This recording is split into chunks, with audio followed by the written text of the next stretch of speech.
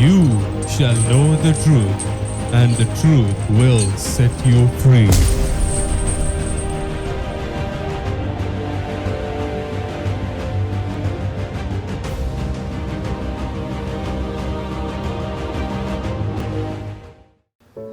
Welcome back to the Truth of Deliverance program. I greet you in the mighty name of our Lord Jesus Christ, who cares for us and who has great plan for us, who really chose us for His kingdom and to be His representatives and ambassadors on this earth on behalf of God's kingdom. We are talking about the soul ties.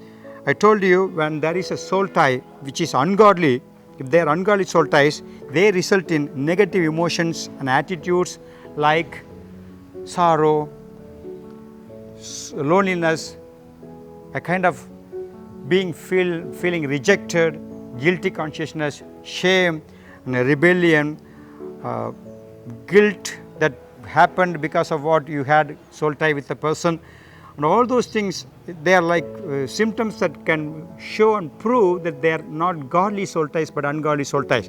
They cause negative emotions and negative attitudes. Some people behave very angrily. They become easily upset, tension, and they feel totally disappointed with all the things that happened in those relationships, and then they feel left alone, all those things. With this, we are going to see some examples of biblical types of soul ties. These are common. Godly things must be maintained, ungodly soul ties must be cut off so that the deliverance becomes easy, for the rights of the demons are removed and the doorways are closed and the deliverance becomes permanent. First example we can see is marriage. We know marriage is not to be based on what our culture teaches.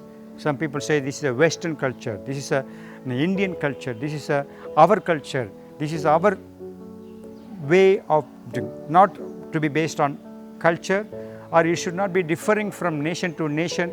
In this nation one way, in that nation one way, or religion to religion, this religion teaches like this. No, Bible gives us the standard for a marriage which common for all the world, and the Word of God clearly talks about there is a soul tie formed in a marriage. If you read chapter 2 verse 24 of Genesis, here we see chapter 2 verse 24, therefore shall a man leave his father and his mother, and shall cleave unto his wife, and they shall be one flesh. This verse clearly talks about in a marriage, God has actually established, and He wants to see soul tie formed. This is not just a fleshly union. It's not just a sexual union. It's not just a ceremony that we celebrate and gather the people and prove to the world and the government. There is a soul tie established in a marriage. And the word it says, the man shall cleave unto his wife. This word cleave is becoming attached. This is not talking about a physical union. It talks about a soul to soul connection. Your will, your emotion, your motives, your attitudes, and the spouse's will, emotions, motives, and attitudes, they become connected. They become one family, one flesh to fulfill God's purpose for their life. So this is an example that we see soul tie in a family, in a relationship where marriage is started, marriage is formed. So let it be understood, and let God teach you how you are united in a family, your husband and wife. The soul tie needs to be seen as God sees for good purpose. Father, help us to understand what your word is teaching us, so that we can know how you are directing us. These soul ties which we see in the Bible is our great truth base for everything that we do. Let it be growing and increasing. Bless your people, lead them. In Jesus' name I pray. Amen. God bless you.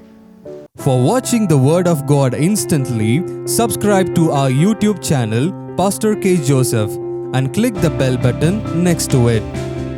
Also, like our Facebook page, Pastor K. Joseph. Download our GHM app from Play Store to get updated with our church services, Bible studies, sermon notes, videos, audios, and much more.